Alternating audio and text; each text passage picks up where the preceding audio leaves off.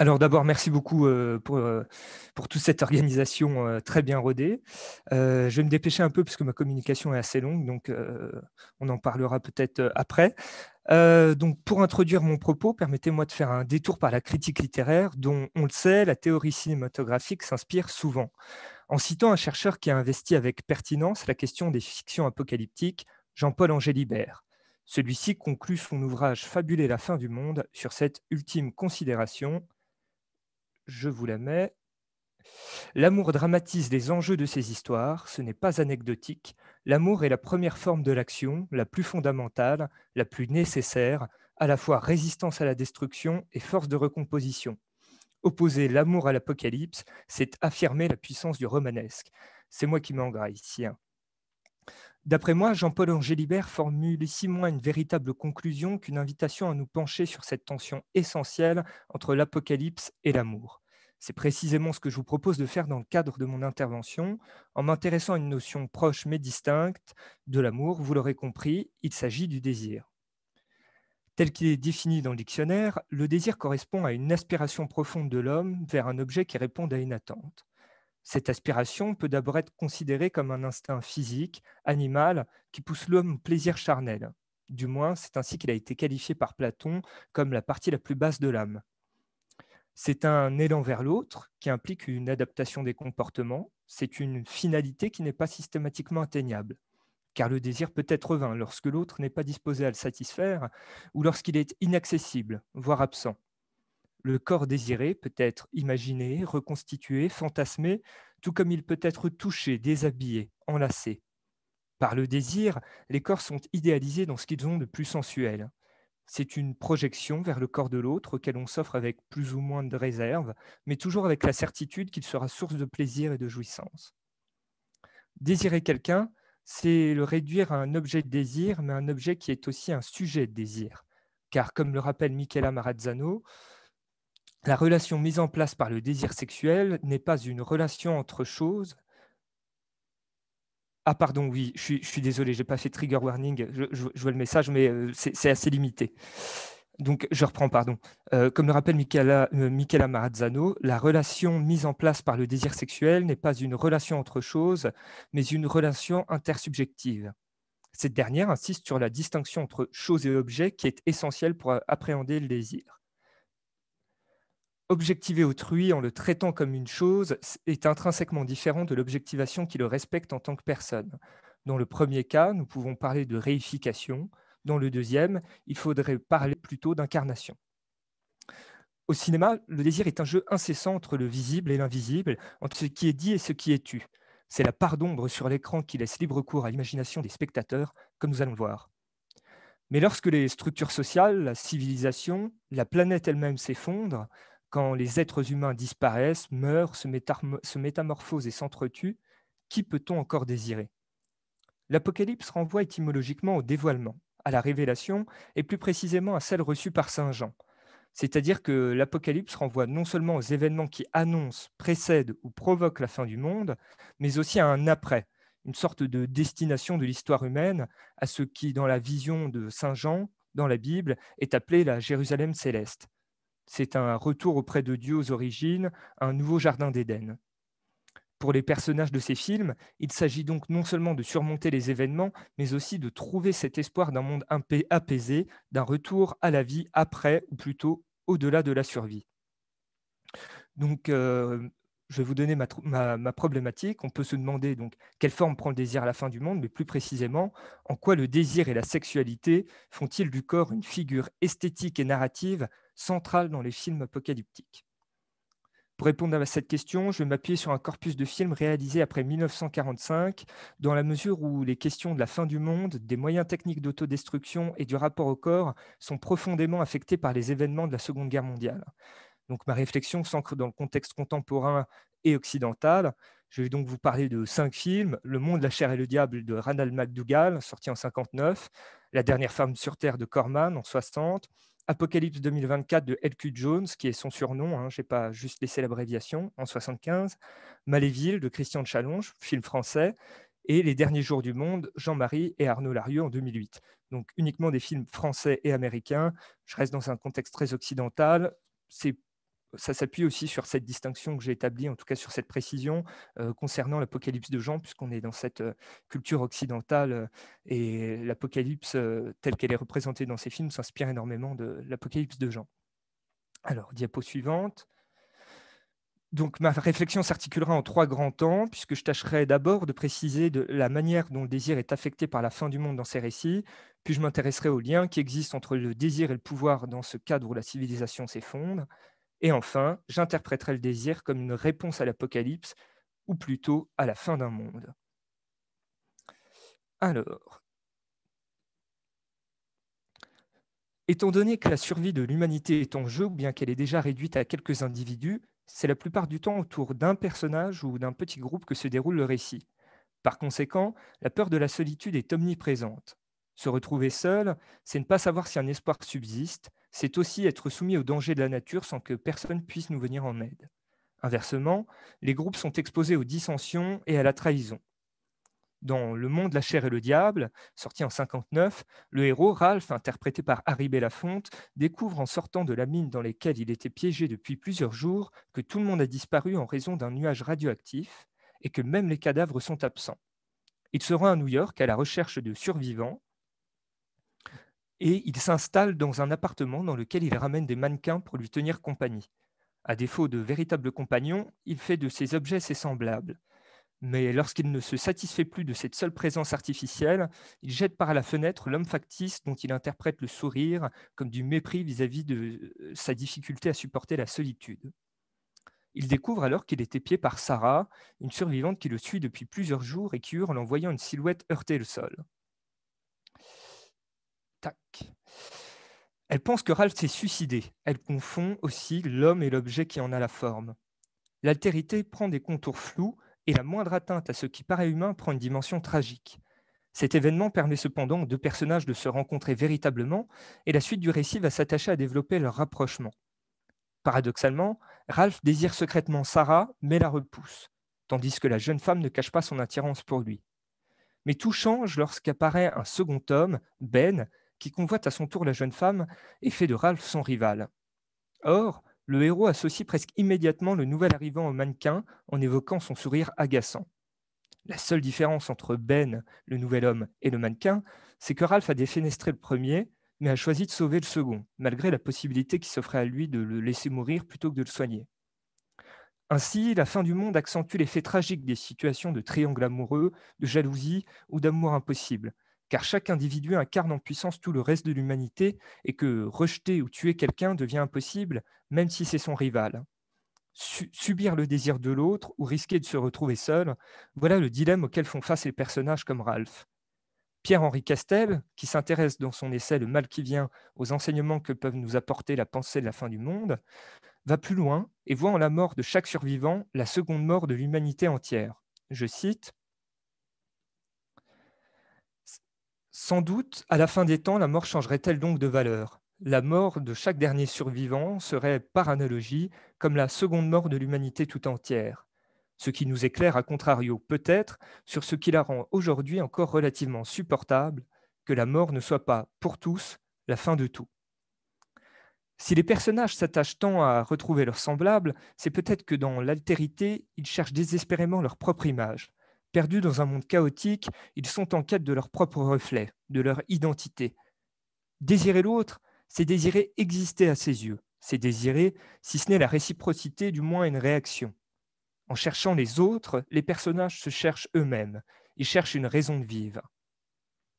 Thomas Hobbes, dans son célèbre ouvrage, dont le titre est une référence directe à l'Apocalypse de Jean, le Léviathan, affirme dès 1651 que le désir, selon une acception certes plus large, mais qui concerne directement notre objet, est, je cite, au premier rang, à titre d'inclination générale de toute l'humanité, un désir perpétuel et sans trêve d'acquérir pouvoir après pouvoir, désir qui ne cesse qu'à la mort. Autrement dit, pour Hobbes, la puissance de désirer est le moteur de l'humanité, au sens où chaque être humain, tout au long de sa vie, ne fait que chercher de nouvelles potentialités, de nouveaux possibles. Ainsi, du retour à ce que le penseur anglais appelle l'état de nature, le désir prend d'autres formes que celles encadrées par les normes et les lois, du retour à un état primordial d'égalité où chacun a un droit légal sur toute chose et même sur le corps de l'autre.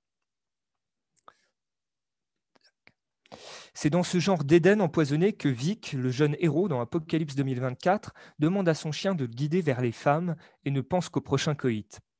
Il est obsédé par le sexe car c'est sa seule perspective, son seul horizon. Par conséquent, Blood, le chien, doit forcer son ami à partir en quête de nourriture, sans quoi tous deux mourraient de faim tant le jeune homme n'accorde d'importance qu'au sexe. Il survit de désir en désir. Ce n'est qu'à la fin du film, et c'est le dernier plan du film, après être devenu la victime de son obsession, que son désir se reporte sur l'horizon vers lequel le guide son chien, un équivalent apprécié de la Jérusalem céleste. Paradoxalement, le chien incarne la civilisation, car il est doué de parole et tente de faire apprendre l'histoire mondiale à Vic, qui n'accepte de l'écouter véritablement qu'à l'issue du récit. Ils finissent par tuer et manger la jeune femme qui a piégé Vic. Le désir ne consiste plus en un élan, en une attirance vers l'autre, il se transpose à cet au-delà transcendant. Ce qui m'amène à ma deuxième partie, désir et pouvoir, avec comme sous-titre, qui n'est pas sur ma diapo, renouer avec la civilisation. Le désir trouble la distinction entre animalité et humanité, état de nature et civilisation. Or, cette indistinction caractérise ce que Giorgio Agamben appelle la violence souveraine dans son ouvrage Homo sacer, le pouvoir souverain et la vie nue. La souveraineté se présente ainsi comme une incorporation de l'état de nature dans la société ou, si l'on préfère, comme seuil de l'indifférence entre nature et culture, entre violence et loi. Et c'est justement cette indistinction qui constitue la spécificité de la violence souveraine. Le désir fait des corps, et plus précisément des corps féminins, des objets de conquête. À l'état de nature, le désir se fait synonyme de danger. Il menace les individus comme l'organisation des groupes de survivants. Il déstabilise ce qui reste de l'humanité. Dans La dernière femme sur Terre, la conquête de la femme est l'enjeu principal du film, comme l'indique évidemment le titre. Dans ce film, un homme d'affaires, Harold, est rejoint par un de ses avocats, Martin, alors qu'il est en vacances à Porto Rico avec sa femme, Evelyn. Il découvre avec stupeur que les êtres humains et les animaux sont morts d'asphyxie alors qu'ils faisaient de la plongée. L'avocat, serviable et diligent avant le cataclysme, se révèle de plus en plus cynique et ne cache plus son attirance réciproque pour Evelyn. C'est très simple. Maintenant que Harold n'est plus son patron, que toutes les structures socio-économiques, les formes de hiérarchie et les institutions sont effondrées, il estime qu'il n'y a plus de rapport de pouvoir entre eux. Les amants décident de partir loin du mari devenu gênant, mais Martin est blessé à l'issue d'une course-poursuite et d'un combat avec Harold. Tous trois se retrouvent au pied de l'autel d'une église où le jeune avocat meurt. Le mari et la femme se retrouvent réunis par la force des choses dans ce lieu qui scelle symboliquement le renouveau de leur union sous le joug de normes traditionnelles. Dévastée, Evelyn conclut en accusant son mari d'avoir tué un tiers de l'humanité.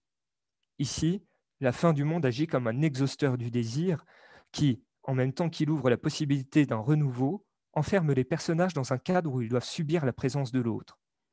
Aimer ou mourir, c'est la question tragique posée par ce film, car Martin, qui ne cesse pas de mettre en doute l'intérêt de continuer à vivre dans ces conditions, finit par perdre sa vie à la poursuite de son désir. Mais le désir menace aussi la pérennité des groupes de survivants, et par conséquent, il structure le récit en mettant au premier plan les relations entre les personnages. Les hommes convoitent les femmes, mettant en danger la vie de tout le monde. Mais la sexualité et le désir peuvent participer aussi à la restructuration des interactions sociales, comme dans Maléville, où la jeune femme aveugle comprend vite que tous les hommes du groupe la convoitent et décide alors de coucher avec chacun d'eux à tour de rôle, sans distinction, en fonction de leur place à la table du dîner.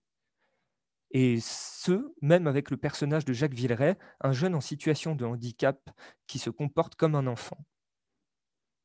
Alors, voilà.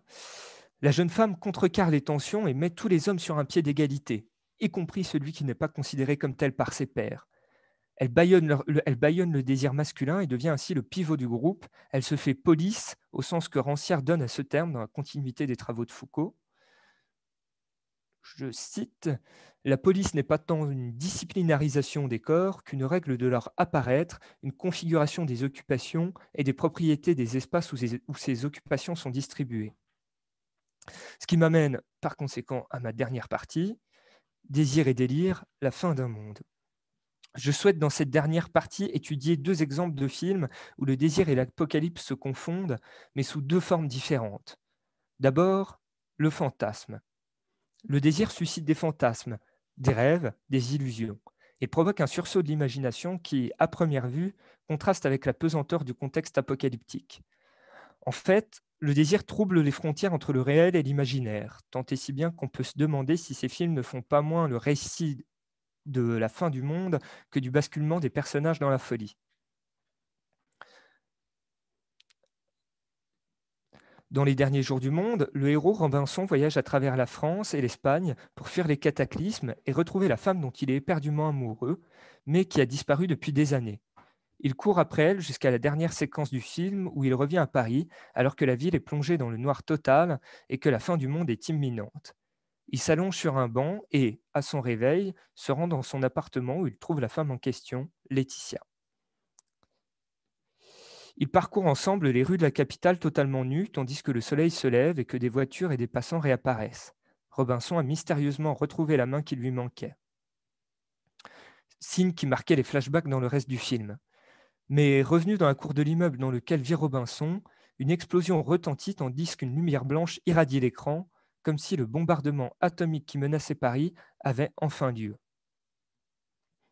Comme Robinson venait de s'allonger dans la séquence précédente, on peut considérer que cette ultime séquence est, sinon un rêve, une illusion ou une sorte de mise en image de l'expérience de la mort et donc des pensées du personnage. Ainsi, selon nous, il s'agit d'une tentative de mettre en scène un fantasme de manière littérale. Nu dans les rues de Paris, il rit, se regarde, se touche sans rien se dire. Peut-être même qu'on pourrait envisager tout le reste du film comme le fruit des délires d'un homme qui a perdu l'être qui lui était le plus cher au monde, celle avec qui il a goûté à la liberté sans préoccupation. D'autant plus qu'au regard du dernier plan, on pourrait considérer tout le film comme un cauchemar que le personnage aurait pu faire en s'endormant ivre, tel qu'il le fait au début du film, et qui trouve sa résolution dans une lumière blanche qui évoque non seulement le réveil, mais aussi éventuellement l'éjaculation. Ici, le monde intime du protagoniste est tout autant bouleversé que le monde en général. Le film met en scène un homme qui sombre dans ses obsessions, et c'est lorsque le désir est à son comble qu'a lieu la révélation. Que le film adopte en quelque sorte le point de vue du héros, et que les spectateurs sont frontalement confrontés à ses délires. La fin est ici peut-être moins celle du monde en général que celle du monde de Robinson.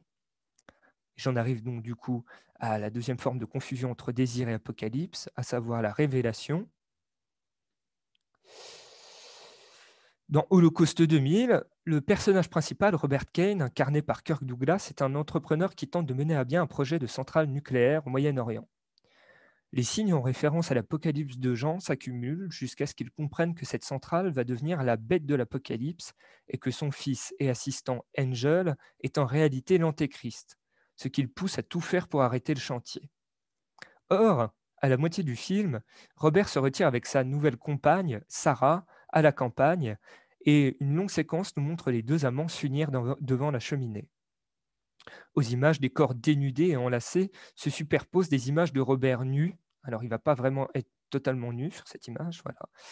Courant après l'assassin de sa femme, de lui crucifié dans une manifestation antinucléaire ou encore de la grotte du chantier qui s'écroule sur lui dans un torrent de flammes, tandis qu'en arrière-plan, la centrale nucléaire surgit des eaux comme le Léviathan.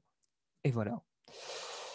Enfin, le réveil de Robert met fin à la tourmente. Ce ne sont que les rêves qui sont mêlés aux images de l'amour. Quand Robert entre dans un état de transe à l'acmé du désir, le film lui aussi entre dans un autre état. Il bascule dans un autre registre, car ce sont des séquences hors du temps diégétique, mais pas forcément hors des espaces. Ce ne sont pas vraiment des flash-forward, mais bien des prévisions. On adopte alors le point de vue du personnage concerné, comme si on voyait le rêve se dérouler devant nous. C'est une métalepse au sens que Genette donne au terme, c'est-à-dire une transgression délibérée du niveau d'enchâssement du récit dans un autre. C'est, je cite, une figure par laquelle le narrateur feint d'entrer avec ou sans son lecteur dans l'univers diégétique. Le spectateur reçoit la prophétie de Robert et, en ce sens, est lui aussi chargé du statut de prophète. On peut donc dire que cette séquence de sex-vision est littéralement une apocalypse, puisqu'elle dévoile le déroulement de la fin du monde fictionnel. À la fin du film, Robert est interné en hôpital psychiatrique par son fils, qui reprend le projet pour le mener à bien. Malgré sa vision prophétique, le héros ne parvient pas à changer le cours des événements. Mais peut-être est-ce simplement parce que, à l'instar de Robinson dans Les Derniers jours du monde, c'est moins le monde en général que son monde intime, sa santé mentale qui s'effondre. On pourrait parler dans ces 2 cas d'apocalypse psychopathologique, heu, concept sur lequel je ne vais pas forcément m'étendre, mais qui a été largement développé par Ernesto de Martino. Mais je ne vais pas pouvoir continuer là-dessus puisque j'ai pas je vais dépasser le temps, sinon. Donc pour conclure, nous avons cherché jusqu'ici à comprendre comment, confrontés à la fin du monde et de l'humanité, le désir et la sensualité font du corps un moyen d'atteindre une forme de transcendance qui permet en quelque sorte d'échapper à l'apocalypse, mais aussi de la dépasser. Ce que Foucault disait du masque, on pourrait le dire des images cinématographiques. Elles font du corps un fragment d'espace imaginaire qui va communiquer avec l'univers des divinités ou avec l'univers d'autrui. Mais qu'advient-il si l'on renverse cette perspective? Si l'on considère non pas que le corps est un moyen, mais une fin en soi, c'est-à-dire qu'il constitue en lui-même ce à quoi aspirent les personnages, consciemment ou inconsciemment. Après tout, ce n'est pas étonnant, car face à l'imminence de la mort et de la fin du monde, que peut-on plus désirer que de se sentir exister dans le temps imparti? Foucault lui-même explore cette dimension du corps, arrivant à la conclusion qu'il nous échappe, qu'il est, je cite, toujours ailleurs, il est lié à tous les ailleurs du monde, et à vrai dire, il est ailleurs que dans le monde. Selon lui, les seuls moyens d'arracher le corps à l'utopie, de nous faire savoir et sentir que nous avons un corps, ce sont le cadavre, le miroir et l'amour, au sens le plus sensuel du terme. C'est évidemment l'amour qui nous intéresse le plus ici, même si la mort est étroitement en lien avec la question du désir et que le miroir mériterait une étude à part concernant l'amour de soi. Je cite une dernière fois Foucault, je sais que je force un peu avec, mais je trouve ce texte très beau. Faire l'amour, c'est sentir son corps se refermer sur soi, c'est enfin exister hors de toute utopie, avec toute sa densité entre les mains de l'autre. N'est-ce pas ce que recherchent les personnages avides de relations sexuelles? Peut-être qu'il s'agit moins d'assouvir des pulsions animales que de chercher à retrouver ce sentiment d'existence qui disparaît avec l'humanité. Quand le monde sombre dans le chaos total, que même la réalité des événements est sujette au doute, comme on l'a vu, l'apocalypse est proche du délire, de la folie, la seule certitude est peut-être bien l'expérience de la sensualité, de la jouissance, qui permettent aux personnages de sentir leur corps dans toute sa densité. Car pour survivre, il faut déjà se sentir exister.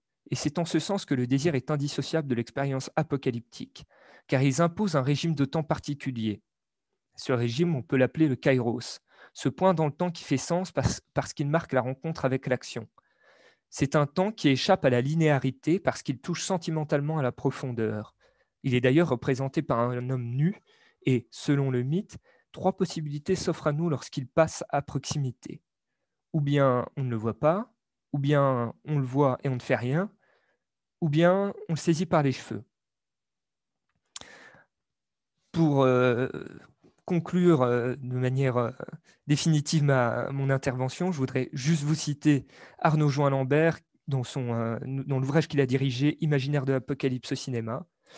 L'apocalypse nous renvoie fondamentalement à la finitude confrontée à l'infini, infini des désirs, infini d'un transcendant qu'on peut nommer Dieu, etc.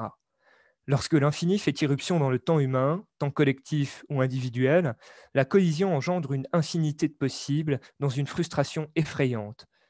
L'être humain est appelé à se mouvoir dans cet espace.